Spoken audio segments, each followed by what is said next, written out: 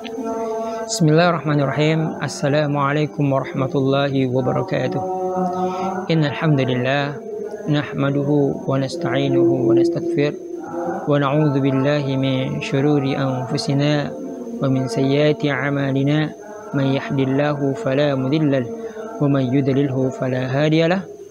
Asyhadu an la ilaha illallah wa asyhadu anna Muhammadan abduhu wa rasuluh.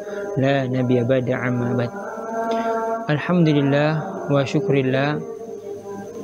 Segala puji bagi Allah Subhanahu wa taala, karena berkat inayahnya lah sehingga pada malam hari ini kita masih diberikan kesempatan dan kesehatan untuk bertatap rua di tempat yang penuh barokah ini. Salawat dan taslim marilah kita junjungkan kepada Nabi yang rela mengorbankan hartanya, keluarganya, sahabat-sahabatnya demi tegaknya yang namanya kalimat tauhid di muka bumi ini, yaitu kalimat la ilaha illallah. Dialah Nabi kita, yaitu Nabi Muhammad sallallahu alaihi wasallam. Dialah Nabi sang penyontoh dan yang paling patut dicontoh. Akhi wa ikhwati fiddin, alhamdulillah pada saat ini kita telah memasuki di malam akhir-akhir di bulan Ramadan ini. Maka timbul satu pertanyaan, bagaimana amalan-amalan kita di bulan Ramadan ini? Apakah ibadah kita meningkat ataukah justru malah berkurang? Akhi wa ikhwati fiddin, tanpa terasa bulan Ramadan tak lama lagi akan berakhir, dengan artian bahwasanya malam yang penuh berkah ini akan meninggalkan kita. Semoga kita termasuk hamba-hamba Allah yang mempergunakan di bulan Ramadan ini tambah mendekatkan diri kepada Allah Subhanahu wa taala. Amin amin ya rabbal alamin. Alhamdulillah, penceramah sebelum-sebelumnya telah menjelaskan tentang keutamaan di bulan Ramadan ini. Bahkan amalan-amalan yang unggul dikerjakan di bulan Ramadan ini, mulai dari membaca Al-Quran, memperbanyak qiyamul lail, memperbanyak berinfak dan sebagainya. Akan tetapi banyak di antara saudara-saudara kita melupakan satu hal perbuatan. Nah, yang mana perbuatan ini wajib kita memilikinya sebagai umat Islam. Perbuatan apakah itu? Yaitu bersyukur kepada Allah Subhanahu wa taala. Menurut Ibnu Qayyim, bentuk syukur itu dapat kita lihat dan dikategorikan 3 bentuk. Bentuk yang pertama yaitu bersyukur dengan hati. Bersyukur dengan hati yaitu senantiasa mengakui bahwasanya tidak ada Tuhan, tidak ada sesembahan selain Allah Subhanahu wa taala. Ini bentuk yang pertama. Terus bentuk syukur yang kedua kategorinya yaitu bersyukur dengan lisan. Bersyukur dengan lisan ini yaitu senantiasa lisan kita mengucapkan kalimat alhamdulillah, alhamdulillah, alhamdulillah. Ketika kita diberikan cobaan, diberikan tahta, diberikan jabatan, diberikan gelar, senantiasa kita mengucapkan kalimat alhamdulillah, alhamdulillah, alhamdulillah. Akan tetapi sekarang malah terbalik. Terkadang kalimat alhamdulillah ini keluar dari lisan kita ketika kita diberikan harta. dan sangat sedikit mengucapkan kalimat alhamdulillah ketika kita diberikan nikmat kesehatan. Akhi wa akhwati fiddin, banyak di antara kita tidak menyadari bahwa nikmat kesehatan ini sangat penting. Begitu banyak saudara-saudara kita pengen merasakan nikmat kesehatan ini, nikmat sehat ini. Akan tetapi Allah Subhanahu wa taala memberikan kepada dia nikmat sakit. Mereka diberikan cobaan. Dan mereka ingin merasakan namanya nikmat sehat.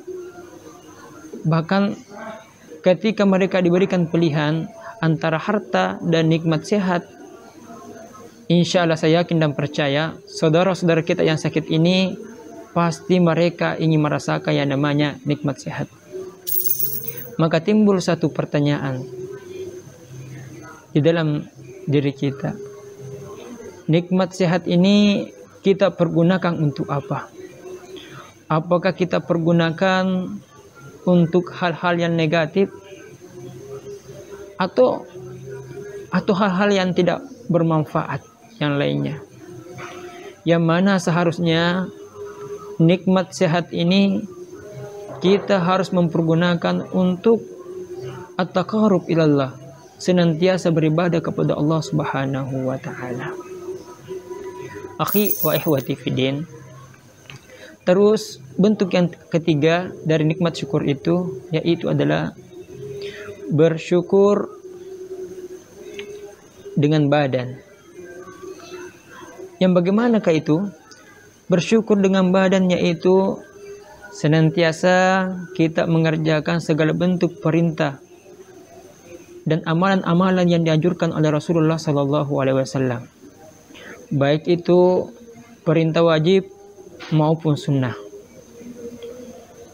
Salah satu contohnya yaitu kita peruntukkan badan kita untuk melaksanakan sholat wajib, qiyamul lail, dan sebagainya. Begitu banyak amalan-amalan yang mana kita kerjakan dengan anggota badan kita. Akhi wa ikhwati fiddin, bersyukur itu merupakan amalan-amalan yang sangat mulia. Bahkan amalan syukur ini sangat bermanfaat. Sebagaimana firman Allah Subhanahu wa taala yang berbunyi, la in syakartum la azidannakum wa la in kafartum inna azabi lasyadid, kata Allah.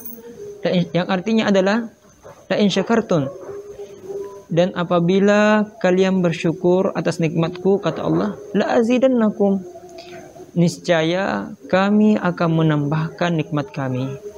Wala in kafartum inna azabi lasyadid, dan apabila kalian ingkar atas nikmatku, tidak bersyukur atas nikmatku, kata Allah, inna azabi lasyadid, sesungguhnya azabku sangatlah pedih.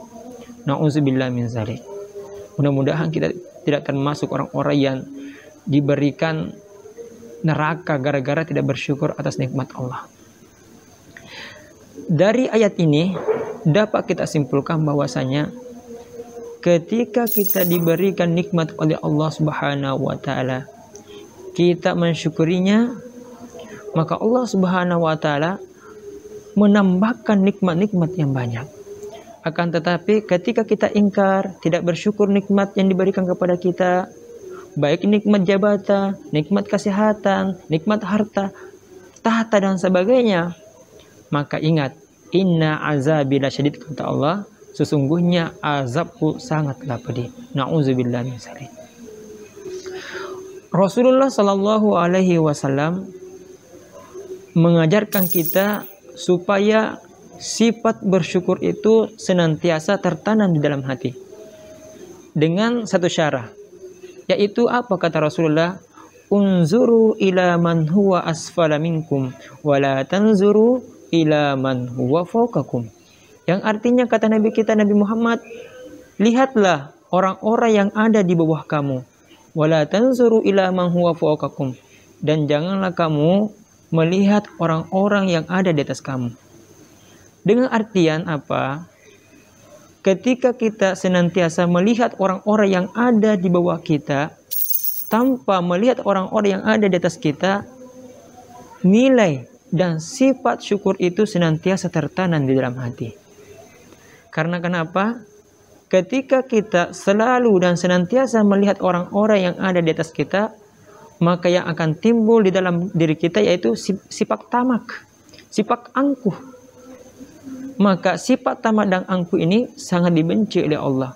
Bahkan janji Allah, inna azabi lasyadid, yaitu neraka jahanam, tempatnya manusia-manusia yang tidak bersyukur diazab oleh Allah Subhanahu wa taala. Nauzubillah min zalik. Akhi wa ukhti fidin.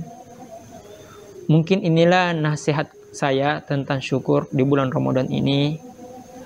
Adapun inti nasihat saya, marilah kita memperbaharui diri kita, memperbanyak bersyukur di bulan Ramadan ini, supaya kita termasuk hamba-hamba Allah yang bertakwa dan diberikan kesehatan, kesenangan, dan ditambahkan lagi rezekinya oleh Allah Subhanahu wa taala.